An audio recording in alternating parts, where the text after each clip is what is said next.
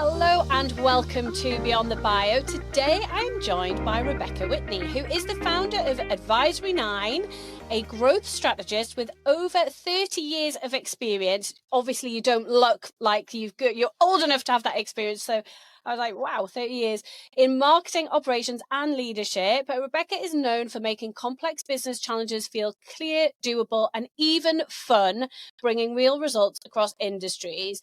Her latest focus is building an online community for business leaders who want to stay on the cutting edge of growth, but without falling into the same old hustle traps.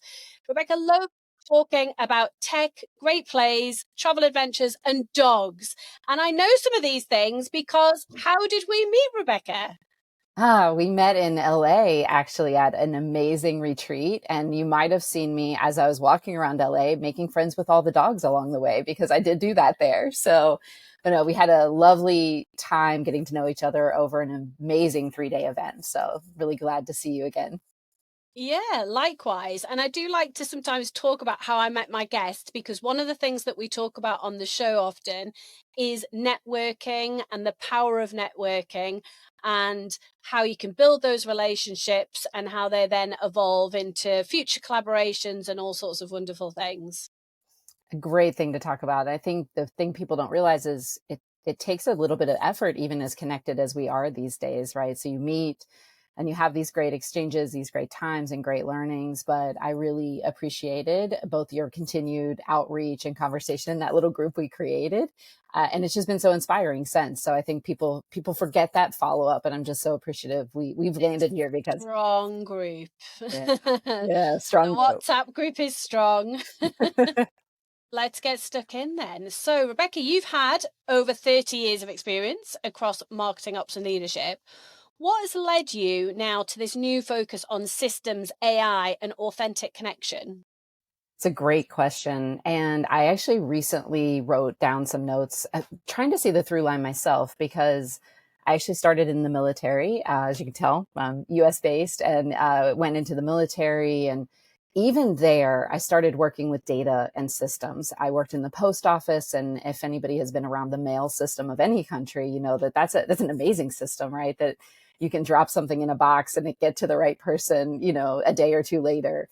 And I think I just started appreciating data and technology. And I was really lucky to be in a group of forward thinkers working within early days of model building. And so when AI came about, I now have this experience of working in marketing, being a part of a US public company and helping lead both their marketing and operations, helping them basically 4X in 4 years. And the thing I realized is people don't often realize you have to go slow to go fast. You have to really build these foundations. And so I watched AI start to become such a popular thing, but realizing people still hadn't really standardized or created those foundations to really make good use of it. So I started seeing myself as this technical conduit. I can talk about technology without making it feel too hard and making it fun even. And so I just started, how can I take my marketing and operations experience and overlay it with this newfound craze around AI, but then help businesses actually upgrade enough that they can make real use of it. So I think it was my own curiosity and also coming out of it wasn't easy to 4X a company that didn't want to work and have systems, right? So to be able to accomplish that, despite that, I thought, gosh, this could be so much easier. So that's how I landed here. Amazing. And you're now building a community for leaders who want to grow without the grind, which I love. So, what does growth without hustle mean to you? Because I feel like I need to learn about this. It actually, one of the best things we do is we actually find out what it means to you. So what does freedom feel like? We build these businesses, we start these businesses, and we don't start them to grind. We don't start them to necessarily hustle. We start them for a reason. And often that reason is time. Often that reason is financial freedom. Often that reason is to build something that's a legacy. So by starting with that question, it helps us then build in, well, where's that gap? If it was time and you're not getting that time, where is it going? Where can we focus and find that one thing? And then we bring in some frameworks that help you understand how to really identify, isolate, and then take action to do what we call fix it forevers. So those things that businesses tend to just let stay as an issue because nobody ever takes the time or really understands or collects people together. And so if you understand why you went into business, what's the gap, and then use a couple of simple frameworks to be able to start fixing those things forever, you start finding that freedom. So, for me, mine is the ability to work from anywhere, to be able to travel and to be able to feel like it's not a balance, but I want to be able to work when I want to work and not work when I don't want to work. And, finding that has been a real surgical type of process that I'd like to share with everybody. And do you feel like you've nailed that? Have you got the I've secret? nailed it I have done a pretty good job, but that is because I have taken the time to figure out what systems to use, who I can leverage, because often, it's not the how, it's the who, right? I think it's Dan Martell's book that talks about that when we have these gaps of time, it's not necessarily how do I get more time or how do I fix that system. Sometimes the answer is who are you missing on your team, or who are you not elevating to the right level, or even who have you not given permission to. You might have that person on your team, but you haven't given them the permission to step up and stand in. And so we talk a little bit about glitches, gauntlets, and gaps. And so, when something is glitchy, those are things you can put little checklists in place and help. And when it's a gap, that's probably a who. Where most people get stuck is they've created these gauntlets for themselves or their team. And those are really hard to kind of pull apart and identify. So I think that's where I've been able to find it a bit, because I saw that even if I didn't have a name for it originally, it's like, what is the thing that just feels like I'm running a marathon all the time? And there is where you should start, right there. Yeah, I totally get it. Because once you're in it, you can't then see all these things. So you need an expert like you to come in and be able to see it from that outside perspective, and having seen it multiple times elsewhere as well. I want to Absolutely. move on and talk to you about authentic AI, which is Mhm. something that you speak about a lot. And I feel like that's such a powerful phrase. What would you say that looks like in practice for business leaders today? Absolutely. I think authentic AI, it also means different things. For some people, they really want it to be their voice, or they don't want AI to do the thing that they love. They want to continue doing that. What we try to teach, because we do in any of our frameworks, we're probably going to have you work with AI a bit to help come up with ideas and break through those things that might be holding you back. But we want it to never be in replacement of. We always want people to feel like what they're working with AI is actually, it's expanding their capabilities, it's expanding their creativity. So I hear some folks say, gosh, I just, I use AI to write emails, but it never sounds like me. And one of my first questions would be, maybe don't start with writing emails. First of all, there's so many other things that AI can do. And I even do it to just help me with Excel sometimes, or Google Sheets, how do I fix this formula? And so I try to teach that if you're opposed to using AI because of you feel it's inauthentic, use it for anything but content. Use it for anything but content, whether that's figuring out something math wise, or taking a picture like I did of a thermostat in a hotel room in London that I couldn't figure out how to work, and ChatGPT told me how to work it, and really start there. And then as you are looking to build content, really make sure you're feeding it with your best of your best, and then one of the key things people don't remember to do, feed back your final draft. So if you do use AI for content and you make edits to it, tell it what you made edits to, and you would be amazed how much smarter and better and more authentic that can become. That is such a great tip. That is such a great tip. You made me smile there, talking about some of the uses that you've used AI for that perhaps people might not think of. Let me tell you two funny-ish things that I've used it for in the last couple of weeks. So one, I used it when I wasn't feeling very well the other week and hadn't done a food shop and just had loads of very random things in my fridge. And I said, "This is what I've got. Tell me what I can make for dinner with these items." Please. And it gave me some great suggestions. And then the other thing was, I was just in Mallorca for the weekend at a friend's place the other week. and I got about 30 mosquito bites on my legs, and a couple of them blew up. This is quite gross, so maybe this needs to come with a trigger warning for people. But a couple of them blew up, and they were like they were huge blisters with like yellow stuff in them, and I was like, oh my god, they are gross. I took a picture, like you with your thermostat, took a picture, uploaded the picture to chat, and said, do I need medical attention for these bites? I've got 27 of them on my legs, and sure enough, I did. So that was quite funny. But yeah, I've used it for all sorts. I mean, to write text to guys. It's good. The bit about how you tweak it and giving it the final draft. Absolutely. And when people miss that, they say, I have to change it every time. And I almost always know that means they're not remembering to have that feedback loop. And so that's so important. And even as I watch people who haven't been using it as much as you have, as much as I have, they're discovering whole new ways because they're coming in a different way. So my niece just posted that she's like, wait, what is this ChatGPT? Like literally this happened today. And she had taken a picture of her front entryway and asked it to give her an idea of how that could be decorated differently. And it blew her mind. And of course, I hadn't really thought about it from the interior decoration. And so those are so many ways you can use AI authentically. So my goal is not only to help people cross that line to start using it, it's then to think about all the ways that it gives you the space to do the thing you're really great at or the thing you really love. And it's going to take time. It's not a quick answer. It does take time to train. It takes time to learn how to use it.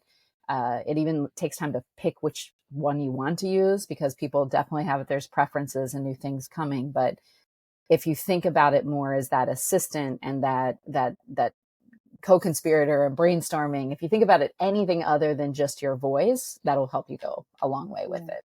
I totally agree. How are you personally using AI to enhance your connection with your audience rather than to replace it? It's also a great question. A couple of things. I've just recently been using it to actually take a look at when I'm going to be meeting with somebody, just doing some basic research. And so you probably know you can set these tools to kind of look around the internet and find things, even look in past meetings that you've had. And so we can't all remember everything, right? The world, the amount of information that is being added to the world now, every moment of every day. And so I've just taken off that mental load of trying to remember everything all of the time and leaning into it to help me better prepare it when I'm in the energetic space to prepare for it. So that's been one really good use of it. And of course, I'm also using it in order to, look back for things that I might have missed. It's very important to me to come through for my clients and make sure that they have what they need and what I've promised. And so, I use it to make sure that I'm not letting things slip through the cracks. And anytime we're on good footing and we've given people what they needed when they needed it, I feel like that helps with relationships. And then I write my content. It's one of the places, for the most part, if anything comes from us at Advisory 9, it's probably been written by me. Maybe if it's ever aided by AI, I'll say that.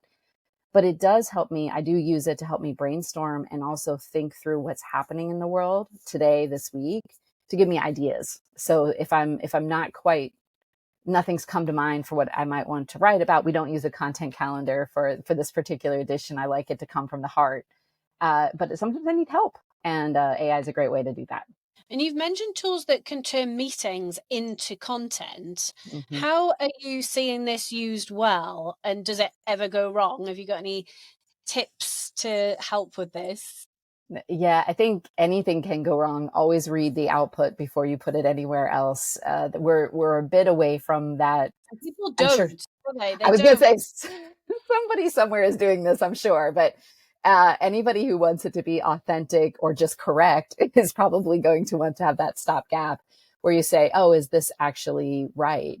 So I've taken videos or transcripts from calls. There's tools where you can take YouTube videos and actually have them, transcribe and help add content.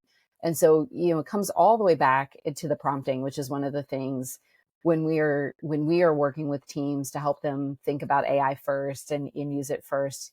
really helping to understand the context and the prompting. And they don't have to be these long. For a while, everybody was saying it had to be like 1,000 words. They just have to be smart. You just have to be very clear about what you're looking to do. So for instance, if you wanted to take this podcast and we want to create pieces of content from it, it's not just saying, hey, create pieces of content. It's being pretty specific around, this is my audience. These are the types of social media that I use. This is, my voice because I've trained you on that in this other area. Help me now draft something. I'm still going to want to read it, but that gets you a lot closer. So don't just use the tools, what the tools give you. It really is creating your own ecosystem, a little factory, if you will, where the pieces that have been created to prompt it and to get that output are going to work well for you. I tend to use Firefly's granola. I know it's not about tools. And then I actually put that into either ChatGPT or Claude, depending on the situation that I'm in. And so we're not at a space yet where you can probably do all of the things in one area. So just experiment, be willing to try a couple and see what seems most to you. Yeah. Great advice there. And some business owners are even exploring AI versions of themselves. Mm-hmm. What is your take on that trend? Is it a useful shortcut or is this a slippery slope? I think useful. I've used a couple of them. So as somebody who relies on coaches to make me better in life, it is nice when I have been able to access the coach without directly, using their AI avatar, if you will. And I think it's about being really real, that's what it is, right? So this is not me. This is an amalgamation of my information and, just being cautious with that. To date, I haven't seen anybody use it in a way that is, trying to create distance or being lazy, if you will. They really are trying to bring another level of access and information. And aren't we all a little bit freer when we can ask something of a computer and not a person? So if you have their insight and information and it's been trained on their mindset as much as possible, sometimes you might ask the question, you might not ask them in person. And that could get you really unstuck sometimes. And so I'm for it. We're actually working with some teams that are looking to do that. I think, creating the little avatar that goes with it, that's cute but unnecessary. Most of us are still willing to, kind of go back and forth in a solid text capacity and really get that information we need. Love it. Yeah, I've not dabbled with that, but it's yeah. I mean, there's just so much to go at, isn't there? There's just like, where do you start with all of these things? But yeah, I'm open-minded. It would be fair to say. Tell me about your weekly Friday edition. How did it start, and what role is this playing in your visibility strategy? That's my favorite thing I do all week. And if you know me or listen to me over time, you'll hear me say my favorite thing a lot. I do have a lot of favorite things. So I will fess up to that now. That's fine. Yeah, we have a lot of, now we have 5 best friends and I'm here for it. So it actually started, my coach, Lisa Johnson, who a lot of people know, she is very clear about needing to have that cadence to be in front of your audience on a consistent, not constant basis, just consistent. And I took that to heart. I remember one week I was just inspired to write and I thought, oh, this is a really good lesson. And so I decided in that moment to write it, but I knew I also, if I just wrote that and sent it out without a commitment. And so instead of writing just one, I wrote 2, just so I'd have that week's and the next week's. And then I thought, okay, starting now, you're actually going to write this weekly newsletter. And I remember making the deal with myself that I knew I needed, as a marketer, right, as a direct marketer at that, somebody who grew up in the advent of direct mail and emails. And I knew that having that more individual touch point was really important.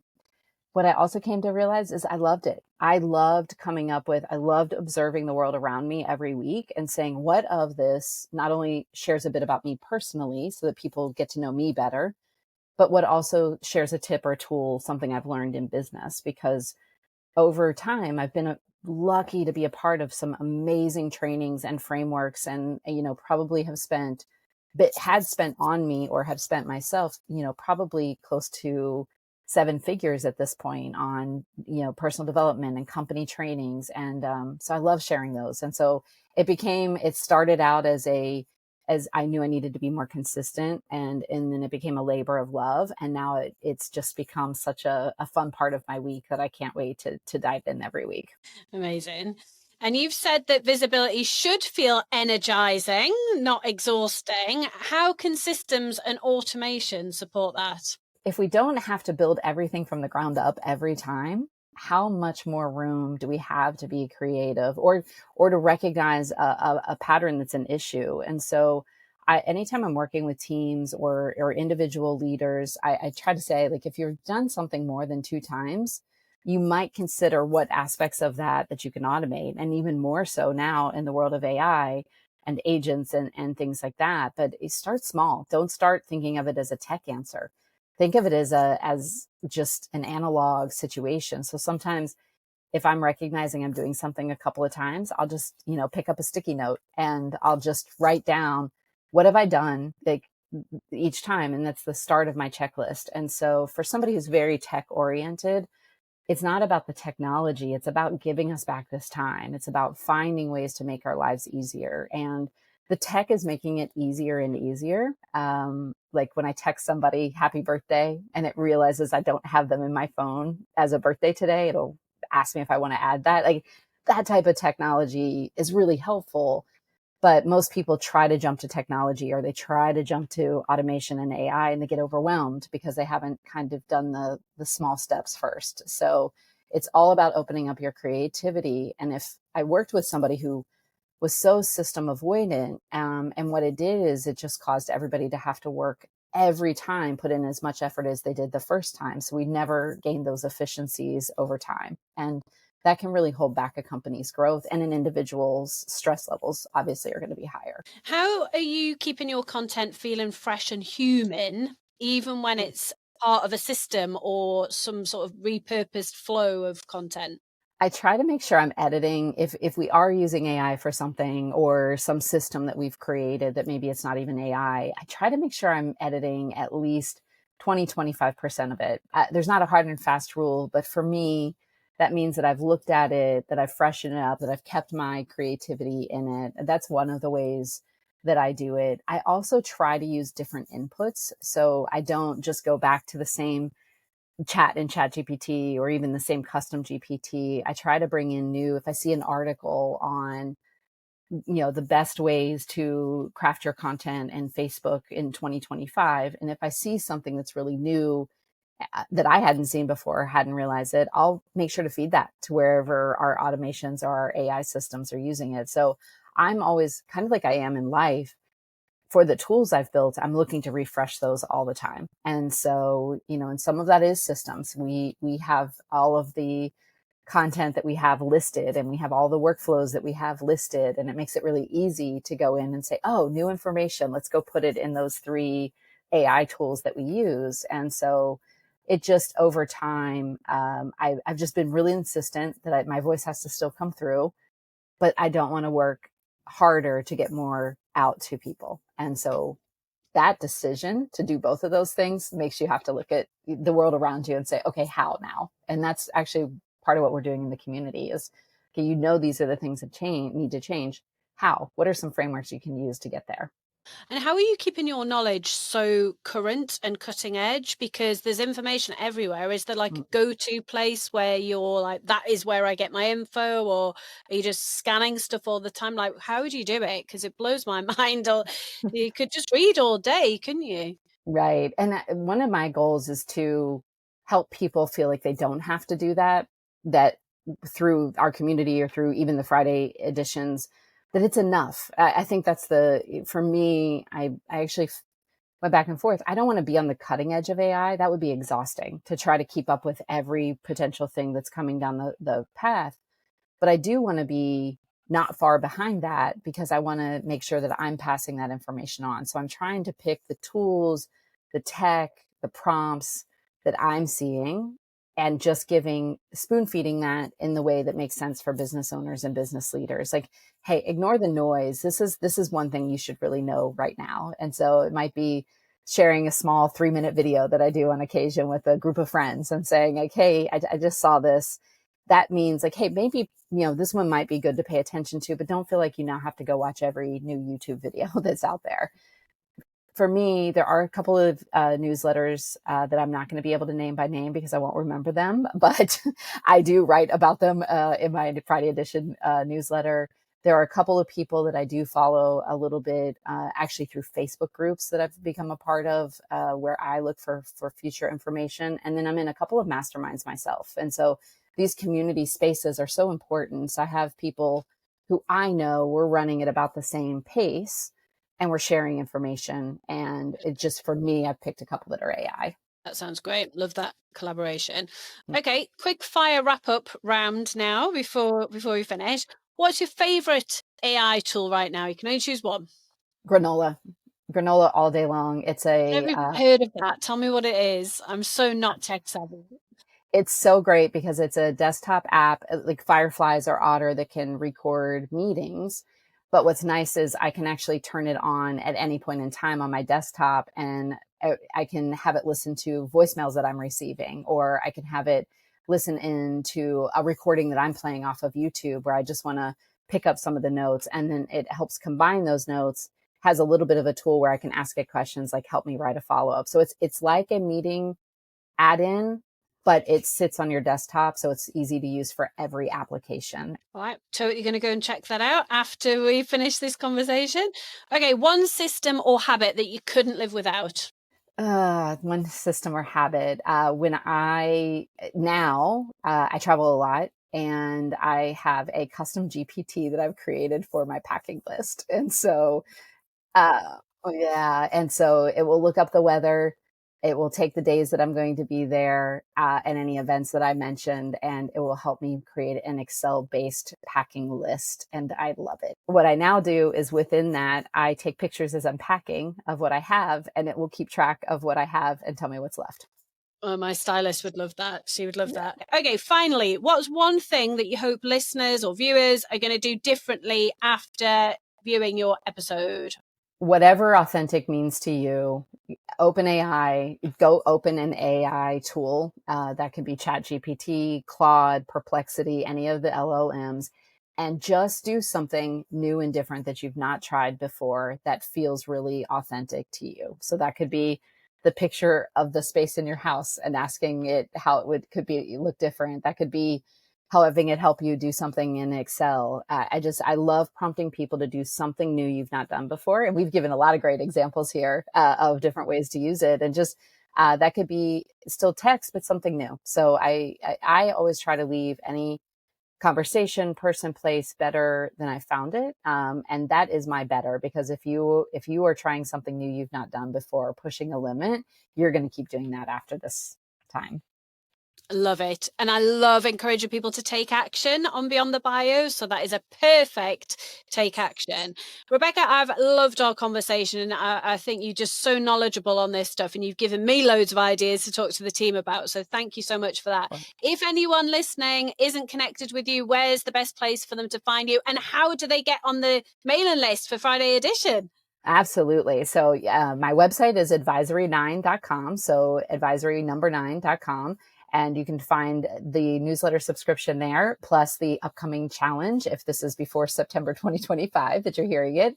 And I'm on any social platform that I love to be on with the tag handle RebWhi9. So REBWHI and the number 9. Hope to see you there. And we will pop all of those links in the show notes to make it super easy for you to find Rebecca. Perfect. Thank you very much. Thank you. Thank you for listening. If you're serious about growing your profile, take our free profile assessment quiz to see where you're at right now and get hints and tips on how to improve your score. You'll find the link to the quiz in the show notes. If you've enjoyed the episode, it would be mint if you'd subscribe, like, and leave a review. See you next Monday.